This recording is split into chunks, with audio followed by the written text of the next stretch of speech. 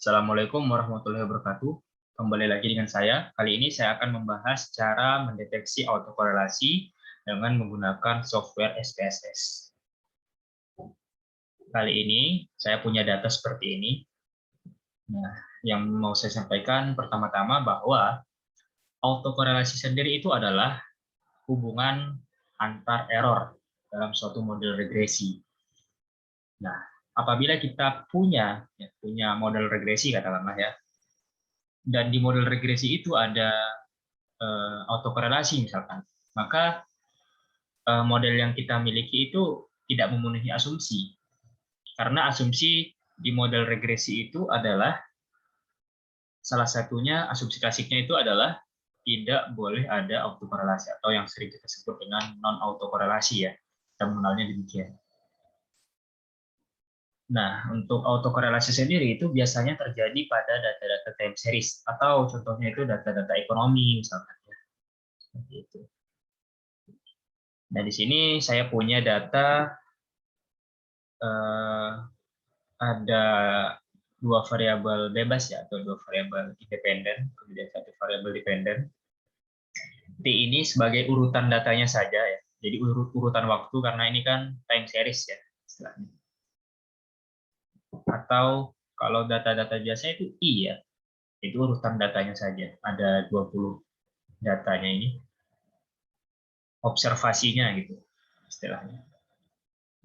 Oke.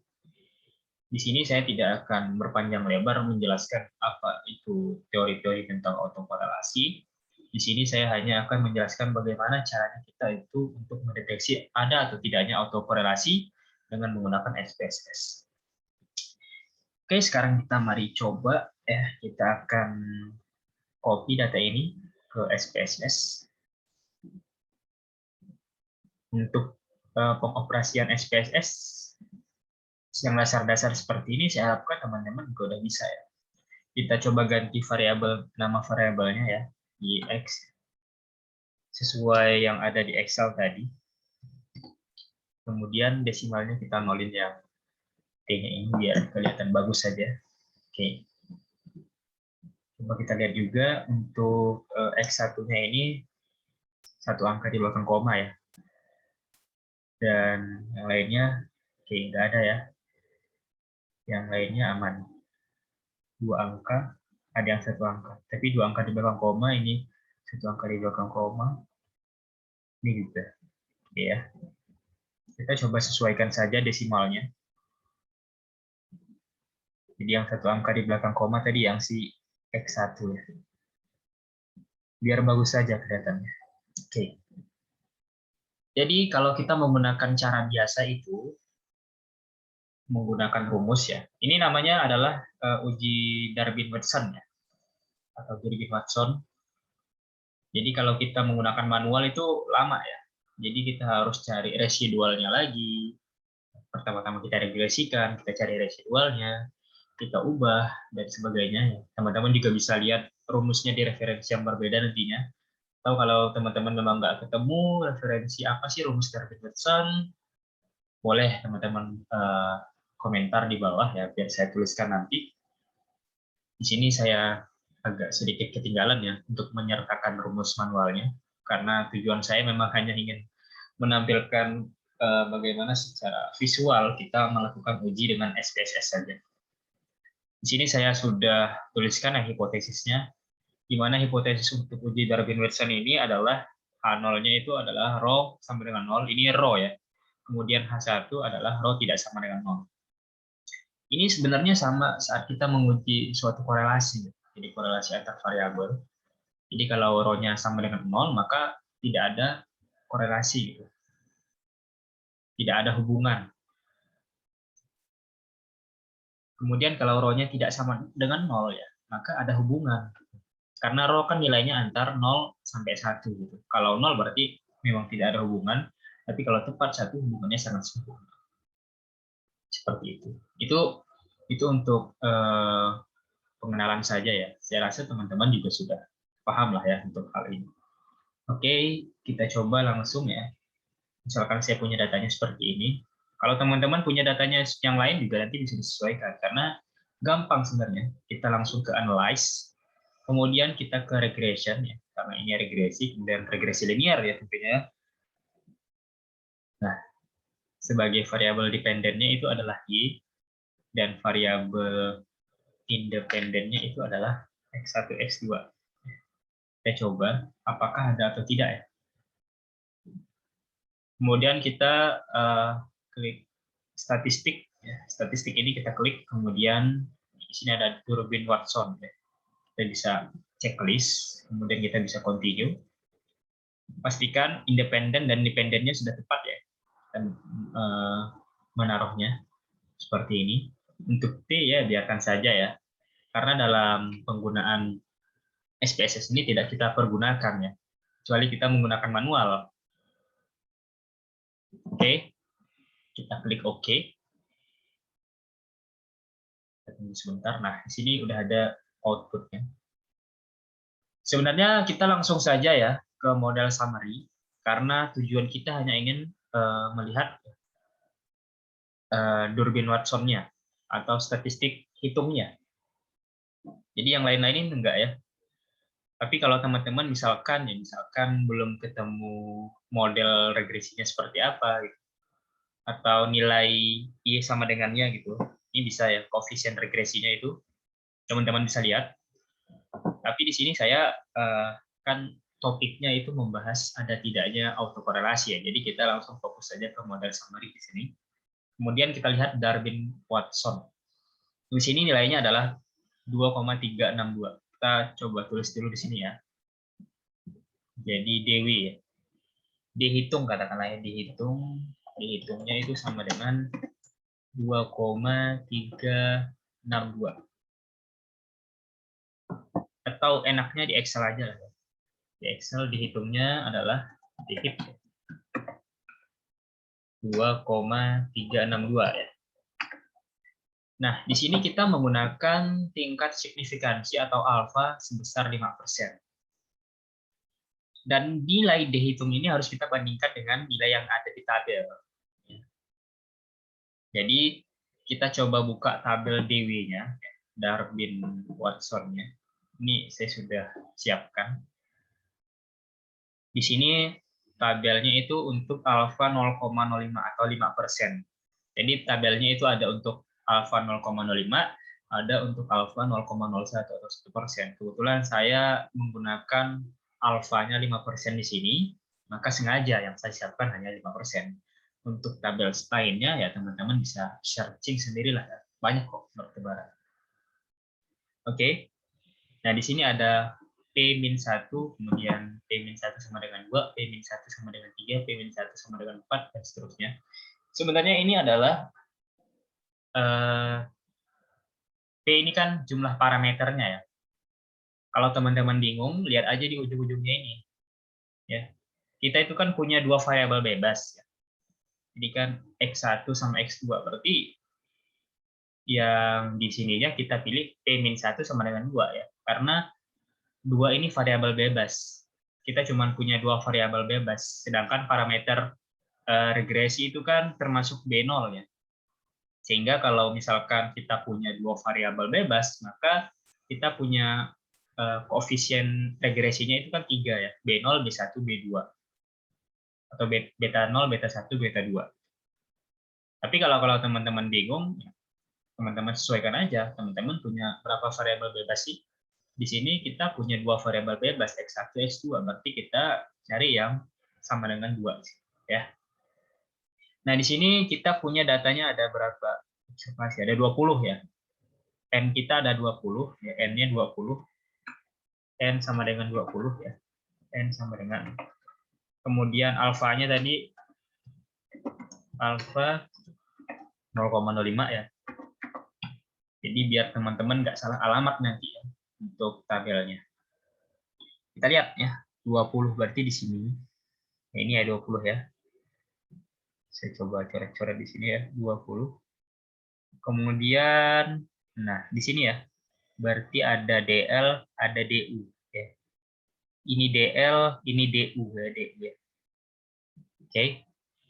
Nah, kita coba pindahkan ke Excel. DL-nya itu adalah 1,1 ya. DL itu 1,1. Kemudian DU-nya itu adalah berapa tadi? 1,54 ya. 1,54. Oke. 1,54. Nah, kita harus tambahkan lagi 4 min DU.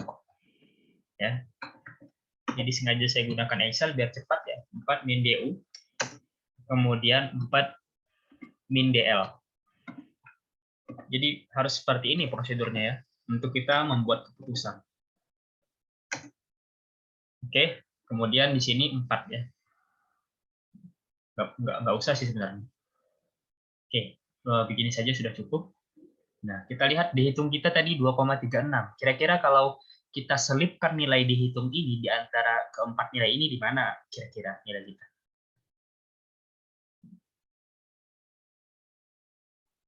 Di sini kan, berarti di antara DU dan 4 min DU. Ya enggak? Nah, jadi nilai kita itu ada di antara DU dan 4 min DU. Di sinilah kira-kira ya. Kalau misalkan kita coba coret-coret di sini ya. Oke.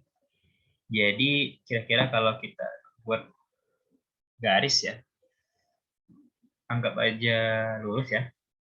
Jadi misalkan ini tadi 1,1, kemudian ini 1,54 ya, atau 1,5 lah ya. Kemudian ini adalah 2,4 ya. Kemudian ini 2,9. Berarti kan nilai hitung kita, statistik hitung kita itu kan di sini ya. Di antara 1,5 dan di antara 2,4 ya di sini ya. Kita kirakan nilai kita, nilai hitung kita ya, 2,3 lah katakannya. Sini. Nah, kalau seperti ini gimana keputusannya? Nah, ini ya harus teman-teman ketahui. Jadi, misal nilai dihitung kita tuh di sini ya, artinya kecil dari DL ya, kecil dari DL. Berapapun nanti nilai DL-nya, maka itu namanya korelasi positif ya. Jadi ada korelasi positif.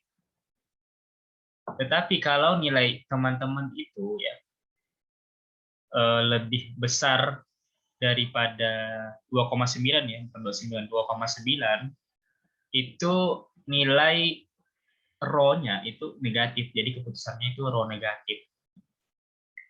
Tetapi apabila nilai statistik hitung teman-teman atau dihitung teman-teman ini berada di antara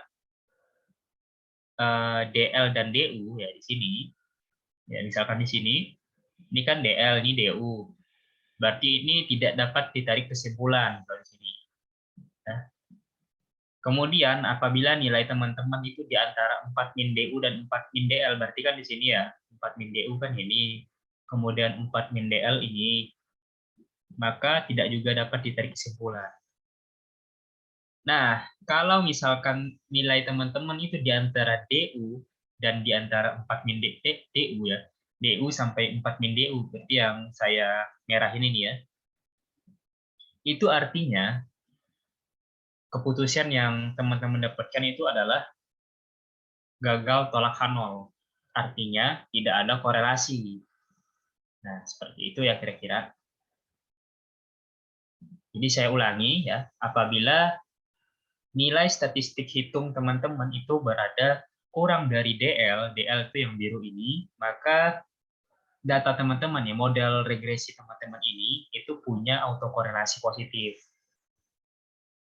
Tetapi apabila nilainya lebih dari 4 min DL, kalau tadi kan kurang dari DL ya. Nah, kalau lebih dari 4 minus DL ini, maka nilai model teman-teman ya memiliki autokorelasi yang negatif. Kemudian ya, kalau nilainya itu di antara DL dan DU, nilai dihitungnya, maka tidak dapat ditarik kesimpulan. Begitu juga dengan apabila nilainya di antara 4 min DU atau 4 min DL. Akan tetapi, apabila nilai dihitung teman-teman ini seperti yang saya kerjakan, yaitu berada di antara DU dan 4 min DU, di tengah-tengah, persis di sini yang saya garis merah ini, maka keputusannya itu adalah tidak ada autokorelasi dalam modul regresi teman-teman. Maka kita tolak Hanol. Jadi kalau kita tulis di sini ya, ini saya izin hapus ya. Kalau teman-teman sekiranya masih belum paham, bisa diulang-ulang lagi videonya ya. Karena kan ini YouTube, jadi bisa digeser-geser mundur ke belakang lah ya, menit videonya. Oke, saya tulis di sini ya, keputusan. Jadi karena dihitung kita ya, dihitung itu berada di antara DL, DU, dan 4 min DU ya. Maka keputusannya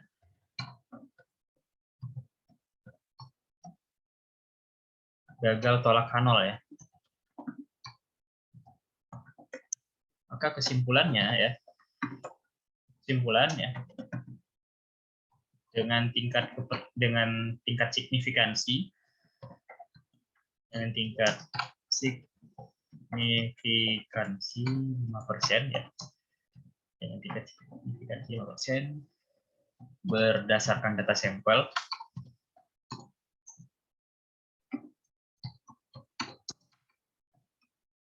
belum cukup bukti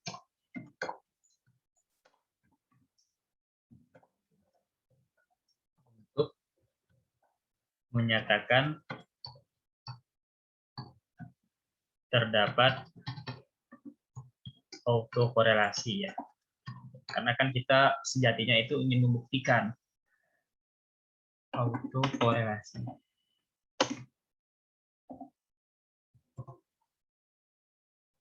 Jadi sejatinya itu kita ingin membuktikan ada nggak sih autokorelasinya? Ternyata nggak ada. Oke ya, kira-kira seperti inilah prosedur kita menguji ada atau tidaknya autokorelasi pada model regresi yang kita miliki. Jadi ini salah satu asumsi yang terdapat dalam model regresi. Asumsi lain ya terkait dengan multi-call juga sudah saya jelaskan di video sebelumnya. Oke, mungkin itu saja yang dapat saya sampaikan. Apabila ada kesalahan ataupun salah-salah kata, mohon untuk dimaafkan. Apabila ada yang keliru juga, menurut teman-teman bisa teman-teman sampaikan di kolom komentar. Oke, terima kasih atas perhatiannya. Semoga apa yang saya sampaikan ini bisa bermanfaat. Saya akhiri. Assalamualaikum warahmatullahi wabarakatuh.